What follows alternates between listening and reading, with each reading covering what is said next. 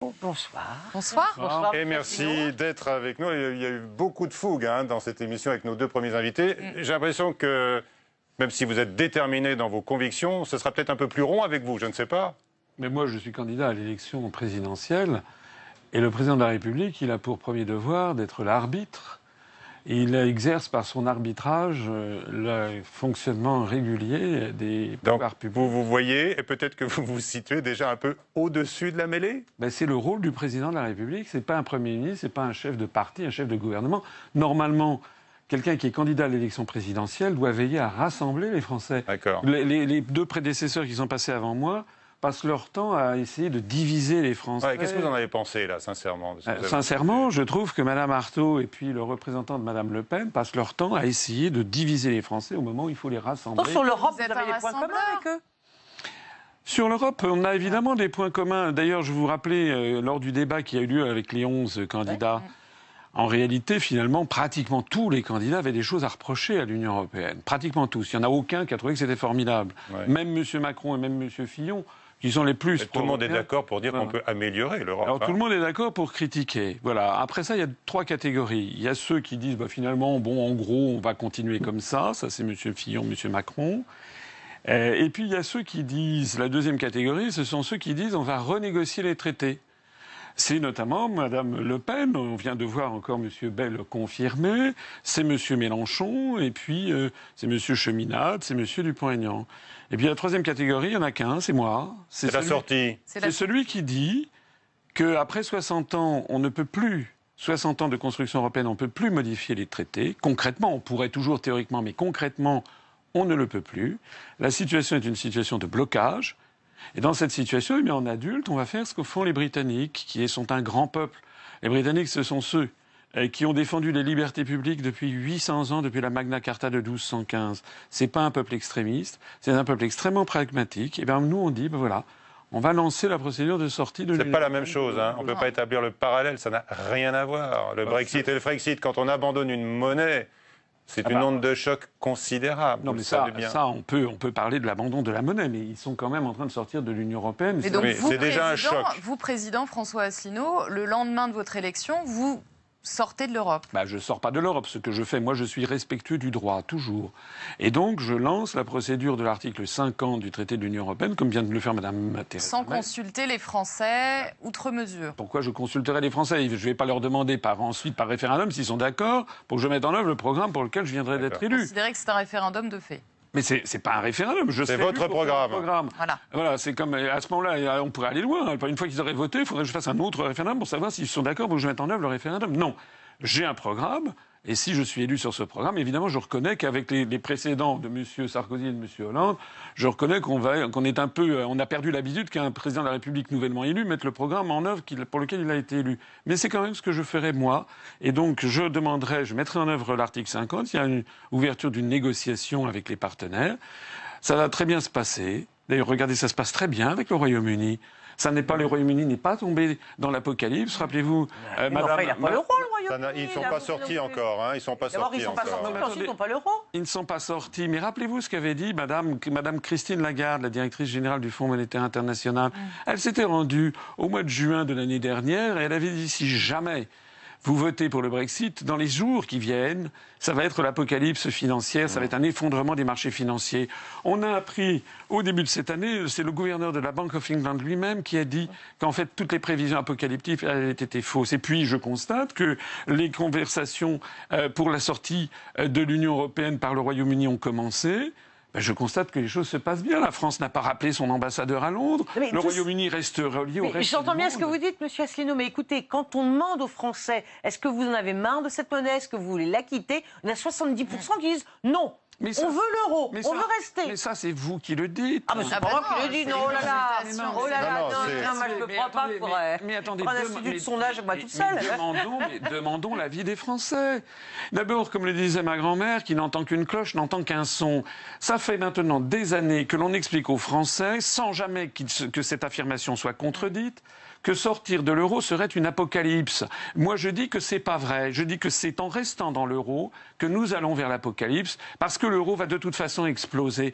Et j'explique que sortir de l'euro, ça n'est pas difficile, c'est beaucoup plus facile de sortir de l'euro que d'y entrer. Ben regardez, Madame Lagarde, elle annonçait, vous venez de le dire, Madame Lagarde, la présidente du FMI, disait ça va être l'apocalypse si vous sortez de l'Union européenne, disait-elle aux Anglais. Bah, je pourrais vous dire la même chose. Vous nous annoncez l'apocalypse, si nous on sort de l'euro, c'est peut-être la même chose. Peut-être que vous êtes un peu le Lagarde. Non, moi j'annonce pas du tout l'apocalypse si on sort de l'euro. C'est ce que vous venez de dire, hein? Non, j'annonce l'apocalypse si on y reste. Oui. Mais moi j'ai des arguments. Oui, pardon, mais enfin.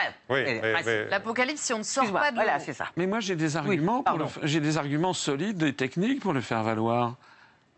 Figurez-vous que depuis 1999, la compétitivité entre l'économie allemande et l'économie française s'est creusée de 21%, excusez-moi, en faveur de l'Allemagne. Ça veut dire que l'euro est une monnaie qui est une cote. C'est bon pour les Allemands alors. L'euro est une cote mal taillée entre les pays. L'euro est trop bon marché pour l'économie allemande. Alors peut-être que c'est le réformer, il faut réformer l'euro, peut-être pas en sortir. Pourquoi sortir, forcément ? Attendez. L'euro est trop bon marché pour l'économie allemande, ce qui fait que l'économie allemande dégage des excédents commerciaux de 247 milliards d'euros. Ils sont devenus le premier excédent commercial mondial devant la Chine. Et puis au même moment, l'euro est trop cher pour l'économie française. Nous dégageons des déficits commerciaux géants. Sauf quand on emprunte sur les marchés. C'est encore pire. Là, je parle des déficits. On est tellement endettés. L'Allemagne est encore plus endettée. Mais d'accord. La Grèce, l'Italie, et l'Espagne et le Portugal sont encore plus dans une situation encore plus difficile. Et puis surtout, comme nous avons perdu notre compétitivité externe, qu'est-ce qu'il faut faire? La seule possibilité, puisqu'on n'a plus la monnaie pour corriger le taux de change externe, c'est ce que les économistes appellent une dévaluation interne. C'est ce que réclame la Commission européenne, c'est-à-dire la démolition de notre droit du travail, c'est-à-dire la baisse du SMIC, voire sa suppression, c'est-à-dire l'ubérisation généralisée de la société. Est-ce que c'est ça que veulent les Français? Et c'est aussi la montée inexorable du chômage. Parce que si l'on sort de l'euro, et je peux vous le prouver, il suffit d'ailleurs de regarder l'étude qui avait été publiée par la Fondation Respublica en 2013, nous pourrons faire baisser le nombre de chômeurs de catégorie A en 2 ans, sans doute d'au moins 1 million, sinon 2 millions de chômeurs en moins. Ça on est obligé de croire sur parole, là, parce que moi, je ne sais pas comment vous y arrivez à ce calcul-là. Ce qui est sûr, si vous voulez, c'est que ce que nous propose, que propose M. Fillon ou M. Macron, par exemple, c'est de continuer la même politique que nous suivons depuis 25 ans. Nous avons eu 1 million de chômeurs de catégorie A en plus sous M. Sarkozy. On en a eu encore 1 million supplémentaire sous M. Hollande. Et on va continuer sur le même chemin. Est-ce que c'est vraiment ça que veulent les Français? Sans offense, pour l'instant, dans les intentions de vote, vous êtes crédité de moins d'1% des intentions de vote. Messieurs Fillon et Macron ont plus de chances de parvenir au second tour, a priori, que vous, du moins sur le papier. Est-ce que vous avez un quatuor, voire un duo de tête aujourd'hui? On est au soir du premier tour. Qui est-ce que vous voulez voir s'affronter? D'abord, je trouve que qui est le plus proche de vos idées? D'abord, ces histoires de sondage, permettez-moi de ne pas y croire. Bon, je connais un certain nombre de vos confrères qui rigolent sous cap quant au sondage, par exemple, sur M. Macron. Moi, je vois que des sondages, quand on va sur Internet... Vous serez qualifié au second tour. Quand on va sur Internet, et que mon nom figure dans des sondages, je fais des scores spectaculaires. Voilà. Et ça se chiffre, c'est pas 1000 personnes sondées par tel ou tel journal, avec ensuite des corrections dont on ignore tout, puisqu'il y a des redressements qui sont effectués sur les sondages. Moi, ce que je vois, c'est que je fais des scores spectaculaires et que je suis sur Internet. Spectaculaire, c'est-à-dire donnez-nous des chiffres. Vous voyez où, alors? Allez, par exemple, sur le site Candidat 2017, où tout le monde peut aller voter. Allez-y, vous verrez, depuis jour après jour, où je figure en tête avec M. Mélenchon. Je signale... Donc ce sera un duel Asselineau-Mélenchon. Je signale... Vous n'allez pas jusqu'à dire, comme Jean Lassalle, je serai au second tour. Je signale que lorsque je fais des réunions publiques, hier à Lille, il y avait 1500 personnes. Et les journalistes qui sont allés le voir ont été sidérés. Je signale que lorsque je suis dans la rue, je suis abordé constamment par des gens qui me disent... On ne dit pas qu'il n'y a pas des gens qui s'intéressent aux idées que vous portez, mais parce que hier, j'ai fait rire la salle, si vous voulez, parce que...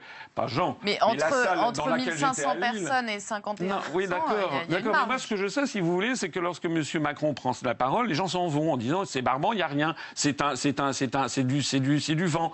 Moi, ce que je vois, c'est que les gens sont dans une ferveur extraordinaire quand je fais des conférences et quand je fais mes meetings. Voilà ce qui est la vérité. Alors moi, je ne préjuge pas des sondages. Ce que je sais, c'est que c'est extrêmement pervers que de mettre dans la tête des gens qu'il y aurait forcément 4 candidats qui seraient nécessairement élus, parce qu'il y a effectivement des Français qui vont se dire « Ah, je voterai bien pour Asselineau, mais de toute façon, j'ai entendu sur tel ou tel média qu'il n'a aucune chance, donc c'est un pis-aller, je vais voter pour un autre. » La réalité... Lequel est le plus proche de vous, à votre J'en avis? sais rien, ça dépend des gens. Moi, si je suis candidat...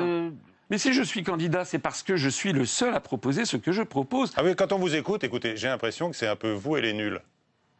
Écoutez, du point de vue technique, du point de vue de l'expérience professionnelle, je suis certainement l'un des plus grands candidats. Ça, c'est exact. J'ai passé 4 ans de ma vie en cabinet ministériel. J'ai accompagné François Mitterrand en tant que haut fonctionnaire et Jacques Chirac. Il y a aussi des candidats qui ont été premiers ministres aussi. Des candidats, non. Des candidats. Il n'y en a pas beaucoup.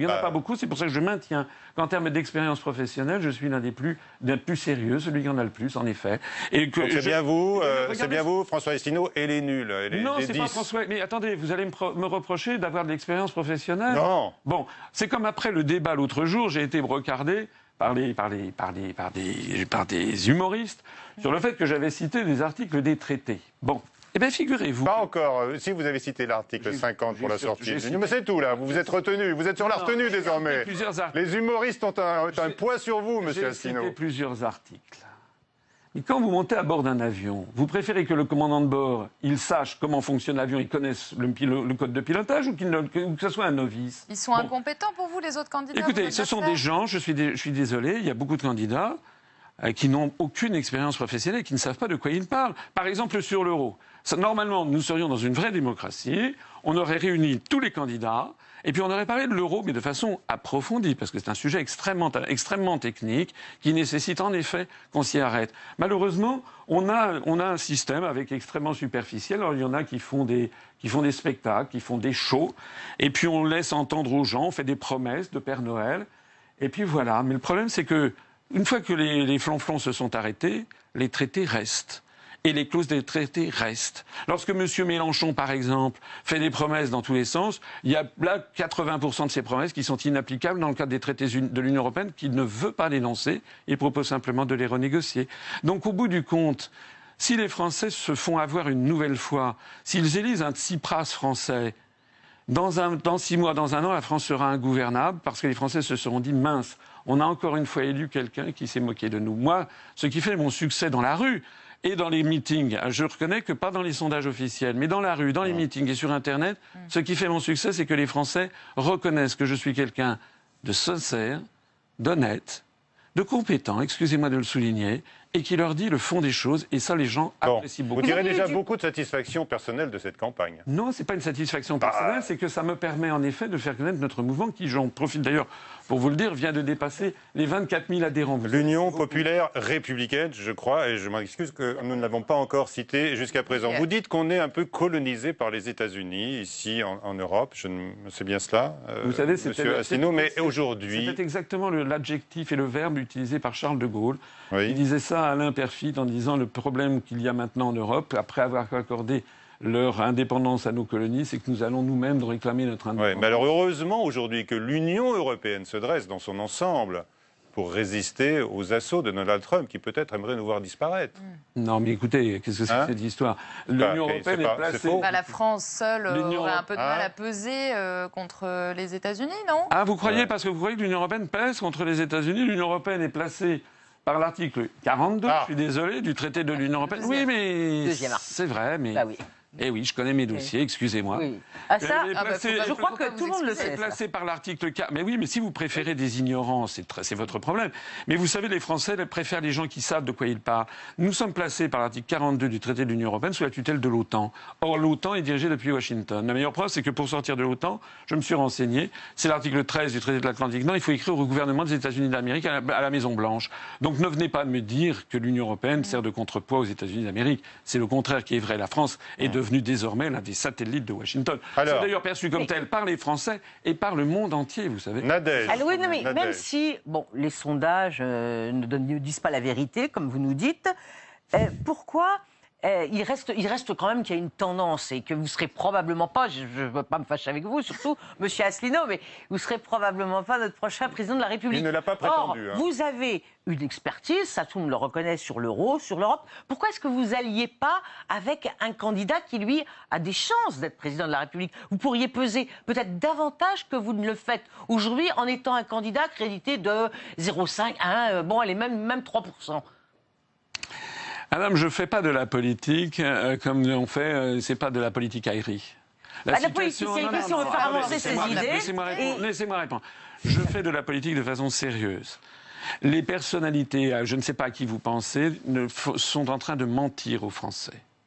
Parce qu'il n'y a qu'une seule façon de dire que l'on sort de l'Union européenne, c'est dire je sors de l'Union européenne par article 50. Toutes les autres sont des faux fuyants qui sont en fait pour gagner du temps et pour ne pas sortir. Madame Le Pen, Monsieur Mélenchon, Monsieur Dupont-Aignan, Monsieur Cheminade ne proposent pas ce que je propose. Et comme c'est pour moi l'absolue nécessité de sortir de ça, ça n'a aucun intérêt d'aller faire alliance avec les uns ou les autres. Vous prétendez donc seul souverainiste authentique, même si vous n'aimez pas ce vocable-là, je crois, de souverainiste. Non, oui, alors, oui. on va parler peut-être juste, parce qu'il reste peu de temps. J'ai pas dit que j'étais le seul souverainiste authentique, c'est vous qui placez ça. Ah ben, je sais pas, vous dites que les autres, ils promettent la sortie de l'euro, mais que c'est pas vrai. Il n'y a pas de façon de faire de circonlocution. Je suis le seul qui propose de sortir de l'Union européenne, de l'euro et de l'OTAN. L'actualité internationale, le groupe État islamique contrôle désormais moins de 7% du territoire de l'Irak, cela grâce à l'action de la coalition internationale. Est-ce que vous vous en félicitez oui, évidemment, de cette action de la coalition internationale contre le groupe État islamiste? Est-ce que vous estimez néanmoins toujours que c'est la CIA qui est derrière le terrorisme islamique? Écoutez, vous savez ce qui s'est passé en ce moment? Vous connaissez Gulsi Tabat? Oui, vous le citez régulièrement. Non, c'est une femme d'abord. C'est une démocrate, c'est une représentante démocrate aux États-Unis, et qui, avec 8 autres représentants, démocrates ou républicains, a déposé un projet de loi pour demander que les États-Unis cessent de financer le terrorisme, notamment Daesh et l'État islamique. Donc allez vous en renseigner à la Chambre des représentants. Donc vous dites aujourd'hui que les États-Unis financent Daesh et l'État islamique? Je dis que là-dedans, d'abord je ne suis pas seul à dire qu'il y a des financements bizarres qui sont arrivés. Je ne suis pas le seul à dire que Daesh et l'État islamique utilisent des armes qui sont des armes américaines, des armes britanniques qui transitent par la Turquie. Allez vous renseigner. C'est quand même assez curieux, c'est vous les journalistes. Moi je suis quelqu'un qui lit les journaux, figurez-vous. Eh bien moi je dis que si l'État islamique et si Daesh ont été écrasés, c'est aussi, excusez-moi de le souligner, par l'intervention russe. C'est quand même ça qui s'est produit. Alors, vous avez les preuves. Là, il y en a eu aujourd'hui qui ont été apportées par la Turquie à propos de cette bombe chimique, ces bombes chimiques qui sont tombées sur un village rebelle en Syrie. Les analyses effectuées sur les blessés ont permis de confirmer que c'est bien du sarin, donc ce puissant gaz, qui a été utilisé. Donc là, vous reconnaissez, là, ce soir, que la responsabilité incombe à Bachar el-Assad? Absolument pas, parce que Toujours je ne sais pas. D'abord, non, parce que je ne sais pas. Ce sont des enquêtes qui sont extrêmement longues.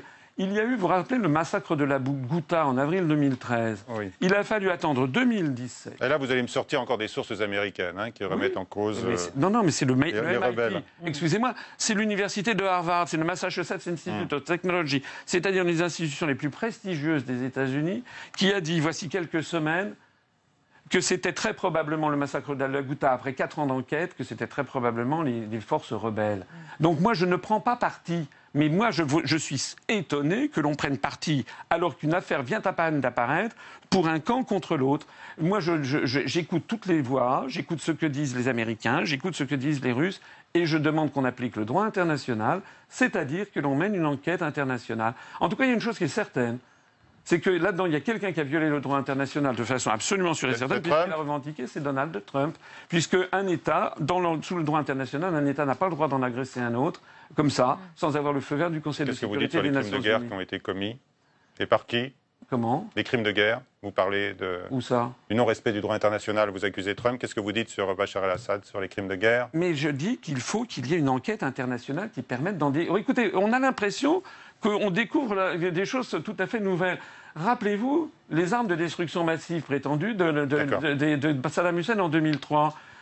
On était priés de croire à ça. Il n'y a que la France, d'ailleurs, parce qu'à l'époque, la France était dirigée par Jacques Chirac et Dominique de Villepin, qui s'étaient opposés. Et puis on a appris 6 mois après qu'il n'y avait jamais eu d'armes de destruction massive. Merci à vous. Merci à vous. Bonne continuation de campagne, donc dans la rue notamment et sur Internet. Oui, avec beaucoup de meetings, avec énormément de monde. Demain, Jacques Cheminade sera notre invité.